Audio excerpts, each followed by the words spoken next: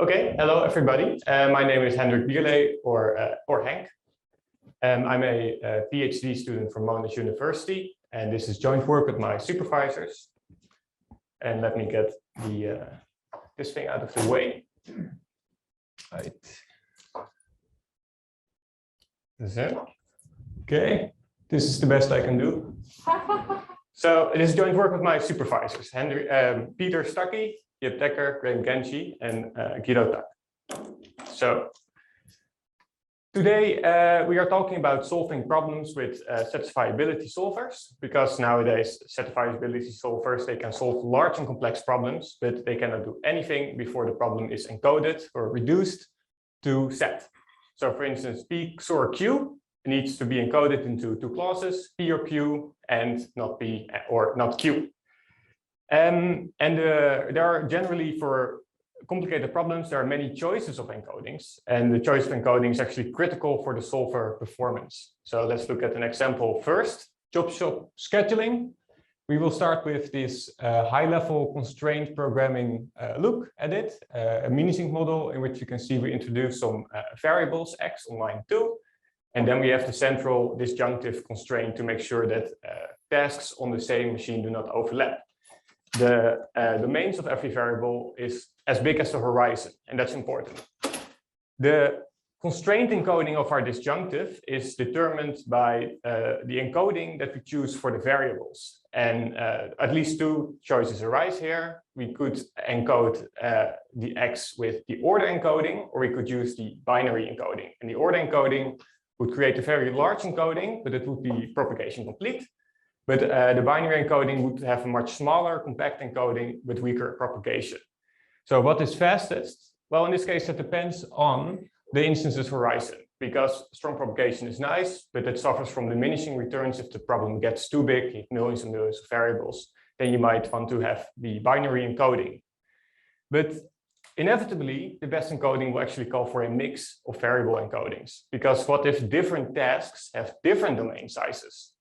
Or what if we have some side constraint like this one, in which the average job runtime is limited in some way. So if a large linear inequality, very different from the disjunctive constraint, and this might be more suitable for another encoding than we originally planned for. So ideally, we would like to specify the encoding for each individual variable, but this is not so easy because the constraints then need to be prepared for every combination of variable encodings that we might choose. And this work is basically about making that possible. Right. So our contributions are to have a framework and a system in which we can allow this individual variable encodings. And this is then powered by new and propagation complete channeling and coupling constraints to make sure that it all works. And finally, we have some realistic case studies to show off that this definitely works against uniform encodings and some other set-based solvers as a baseline. Okay, so it's high time we talk about what these encodings actually look like. So let's have an integer variable with this domain of 0, 1, 2, or 3. And let's see what the direct encoding looks like. In the direct encoding, you introduce one Boolean variable, and I will name them x equals 0, x equals 1, x equals 2, and x equals 3. And then whatever the assignment of x is, if x is 2, then the corresponding variable will be true or 1, and all the others will be 0. So you can immediately see what is the right value and what is not the right value. So in other words, x equals v encodes the equality of x to some value v. Next up is the order encoding. So in this case, you get a sort of progress bar thermometer effect in which all the Boolean variables up to the assigned value are true. So x greater or equal to 1 is true if x equals 2. And x greater or equal to 2 is true, but x greater or equal to 3 is not true. In other words, you now know the inequality of x to some value. So we have some extra notation. And then finally, we have the binary encoding, which does not require one Boolean variable per domain value. So it's much more compact. You would just have some, in this case, unsigned binary representation or some signed binary representation. Yes, so existing other set encoders exist. There's quite a bunch. They all use different encodings. They use direct encoding, order encoding, binary encoding. Sometimes they use multiple encodings. For instance, direct and order together is popular. And then we have more esoteric encodings that combine features of different ones into a new encoding. But they'll use the same encoding for every problem. So this is closer to what we want to do in these three projects. Proteus predicts the best encoding for the whole problem. Saturn predicts the best encoding for each individual constraint. So you will have multiple encodings within the same problem. And Diet Sugar does what we expand on here really is that they predict the best encoding for each variable. And they do this by translating the linear constraints into pseudo-Boolean constraints. And then you can actually say, okay, this variable has this encoding binary and this one has order, right? So how do we see encodings and different encodings? So consider we have the inequality constraint x less or equal to y over variables x and y. So we will designate the direct order and binary encoding on x and y simply with D, O, and B. So then we can note that there are uniform way of encoding the variables and then the constraints. For instance, x might be order encoded, and then that must be less or equal to y, which is also order encoded.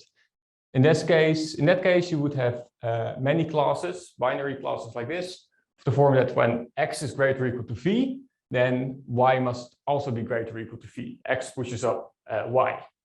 But if x and y are both binary encoded, then you would need to do some lexicographic comparison by the virtue of that, well, a binary representation of a smaller number is lexicographically less than a binary representation of a greater number.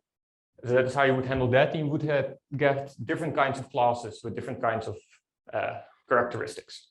Okay, then now for the bit where we actually have a mix of encodings. So x is order encoded, less or equal to y, binary encoded. And we know that there's basically two approaches of handling this, and they might both have up and down sides. We can create a redundant order encoding of y, or maybe a redundant binary encoding of x, and then channel these redundant encodings. So this would lead to another constraint, it's like equality channeling constraint over here. And then we can just use the previous uniform encoding to actually do the inequality. So this is a very general way of handling this. But you would always need this redundant order encoding. And also you need this channeling constraint as well. On the other hand, we might just maybe think about if we can develop a coupling constraint that directly handles x order encoded less or equal to y binary encoded. So in this work, we propose both, right? So this is a equality constraint where x is direct encoded and y is order encoded. And this one is well known, and it's very simple. When x equals v, if and only if y is greater or equal to v and y is less than v plus 1.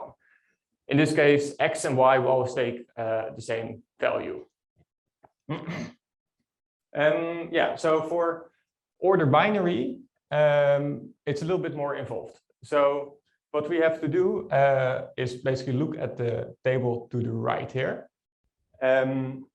To make this channeling constraint work, we look at each individual bit. Here we have the binary representation. So each bit is in one of the columns.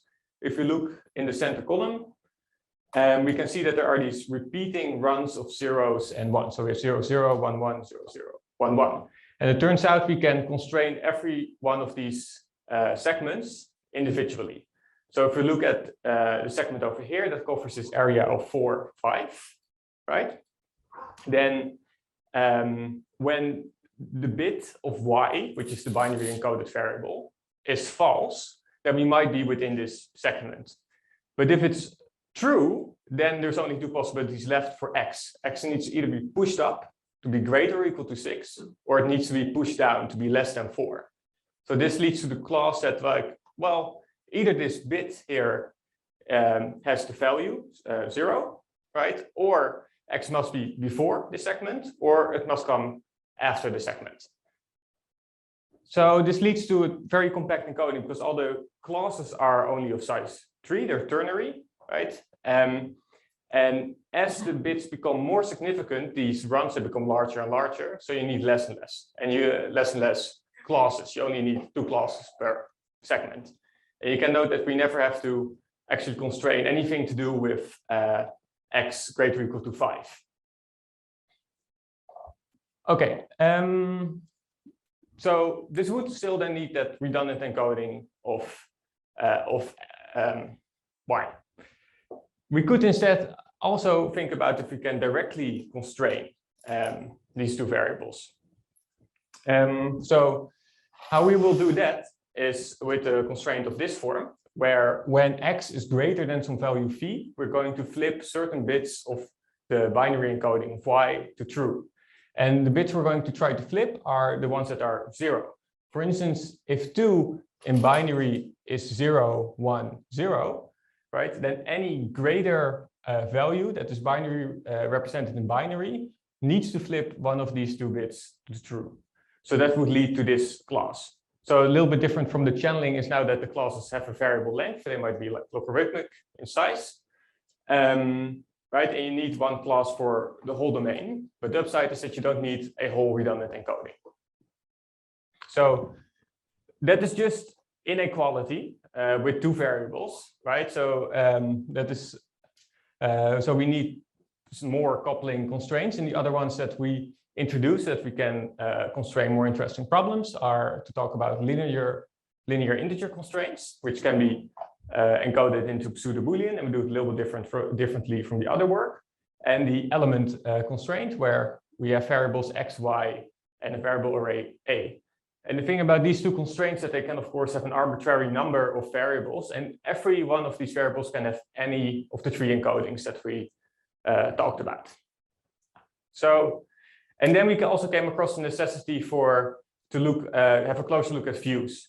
Because a view is when you can reuse certain variables, when certain variables can be reused without any other classes to encode certain constraints. You can do this for certain constraints and certain encodings. For instance, when you have simple affine transformation here, y and x are ordered encoded and y equals x plus 2, then these two literals, x equals 5, y equals 7 are the same. So if you come across this constraint over here, then you can use that view to and then use the coupling, and then you don't have any overhead. So you can do this for affine transformations with order indirect, and in some cases with binary. Then you have mix and max constraints when you have an order encoding, and you can do this when in element when a is fixed, and then for direct and order encoding, but then a needs to have certain characteristics as well. So then we get to our case study. So we implemented this system in Minisync to allow for experimentation, because that is really what this is all about. These specifications of the variables, so how they need to be encoded, they come in the form of the annotations. So here we have direct encoded to be added in this model, and now that the system will make sure that x is direct encoded. So the problem in question is this nice tour problem. We have our principal decision variables, and we have our main circuit constraint to prevent subcycles, which adds in the y variable. So there's two different set of variables. We can direct encode the first, and we can order encode the second. And then in line 14, we can see that x and y meet in the element constraint. So they can be coupled, and they can be coupled for any decision that we make, right? They don't even need to be the different variables in x could have different encodings. But for this problem, it makes sense to have a direct encoding for x and an order encoding for y. But we tried about 5 other combinations as well. So they're all in this cactus plot. But like I said, it makes the most sense to use direct order. So those are the green ones. And the other one, the triangles here, they have essentially the same encoding, but they also have a redundant order encoding on x, but this is slightly worse, right? So we compare this with the other encodings you might choose, and those are all way worse. They do not handle the 3 difficult instances. And then for comparison, we also have chuffed and pcap set at the bottom here. So chuffed is a lazy class generation solver, so it's also set based, and it uses a direct order, so a redundant encoding, while pcat set uses the binary encoding. And in our paper, we have another case study using the orienteering problem. And oh yeah, what I of course should say here is that Chuft and pcat set are doing very well here, which is kind of to be expected because they have a specific propagator and a specific decomposition for the circuit constraint, right? But then in another case study where a subcircuit is used, we fare a little bit better, and we do at least better than pcat set. So that's it for Night Steward. Then we can return to the job shop scheduling problem from the introduction. So you can remember that we had small and large domains to handle. So then we now allow the user to choose to come up with any rules that they want to create any encoding that they want. So that's done here on line 4. You can see that the size of the job basically determines when it's less than a certain cutoff. When it's small, you can use the order encoded or encoding, otherwise use the binary encoding. Right.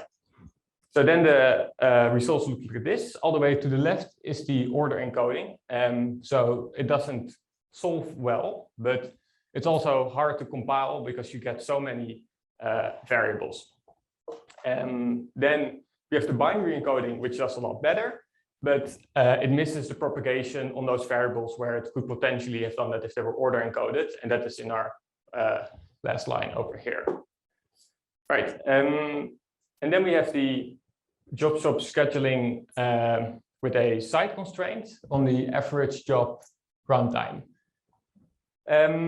Yeah, so in this case, the horizon, for this model, the horizon is smaller. So ideally, you would use the full order encoding. So that is why we indicated the order encoding here. But then for this linear constraint, the consequence of an order encoding, when you translate this into pseudo-Boolean constraint, is that the pseudo-Boolean constraint would be huge. It would have a lot of terms, and this is doesn't work well in the final encoding to set. Right, so instead we indicate the binary encoding here. So then it creates a binary encoding and uses the channeling from before, and this is then done only on the first and the last task of each job. So all the middle tasks all are only order encoded, while the outside tasks have this redundant encoding. Yes. So, and then we can see, so like I said, in this case, since the horizon is smaller, right, the order encoding is better than the binary encoding. However, it could be better still if it didn't have to also solve this linear constraint, a linear inequality, using the order encoded. So instead, the binary encoding is used there. Okay, then we get to the conclusion and what we think would be great for future work. So our conclusion is basically that channeling, coupling, and fuse can be put to good effects. We have some case studies for that. Then we are excited about this the mini-sync set framework, and that can provide set experts, but also non-experts, an opportunity to experiment with set encoding. You don't have to get really into the weeds. You can also not put any annotations there, and then it will make some default choices. And then while channeling is a very general way of going about it, we have seen that while coupling constraints are actually maybe more interesting because they're more specific for that specific encoding and that specific constraints, and they can also avoid all the redundancy of channeling. But they are a lot harder. Like there are so many combinations of encodings, of course, that it takes a lot more development effort to come up with encodings for every possible situation. Finally, in future work, so we need that basically has to do with that. We want to think about more coupling constraints and more cases in which we can use them so that the user is more free to choose any variable encoding annotations in our system. And finally, of course, it would be interesting to automate encoding choices. So in that way, we can enable broader application. We can have more experiments on a more general benchmark set. And then for those who are new to set, the choices will be either made for them or suggested to them. And I think that would be great. So thank you all for listening. So.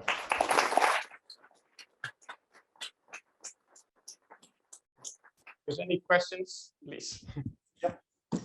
So Have you considered using something like a portfolio solver for a non-set expert dealing with the mini-sync model and running several encodings in parallel and giving feedback on this particular model, so that you know perhaps for larger instances or other instances what a good encoding might be? Yeah. So it's not an automated portfolio yet, right? But to create plots like this and to try out different encodings, that is definitely easily possible. Right? Yeah. Yes. So just in connection to the previous talk, you also look at propagation complete. Oh yeah, sorry if that wasn't clear, but yeah. So that I was very lucky to have this previous talk to already explain propagation completeness. But so our channeling and coupling constraints that I showed today are propagation complete. But that's just that part about the constraints. The which constraints? No, that's the channeling and coupling, right? Yeah, yeah. The other parts also can be propagation. Yes, yeah. I think all the constraints within, for instance, job stop scheduling are propagation complete. At least, yeah, as long as they are not completely binary encoded, because that's where you don't have that propagation completeness. So we did experiments with different encodings and propagation completeness, and it's mixed results. In fact, it's pretty hard to predict. Yeah. I think if I ask you beforehand, right, don't choose. You're not allowed. Yeah. I mean, not allowed to run. You just choose. So that's our philosophy as well, right? So indeed, like with the binary encoding, it works much better, especially if that horizon gets too big. I think that is pretty clear. So propagation completeness is not everything, and that's why we would like easy experimentation with the system. Yeah. Yeah. So the flattened instances, files that we generate are CNF formulas. One more time. The generated flat sync instances, they are CNF formulas? Not quite, because some of the constraints we sort of handle separately, but it's mostly classes. Yeah. But then you also get the Dimex model, so then it's all flattened.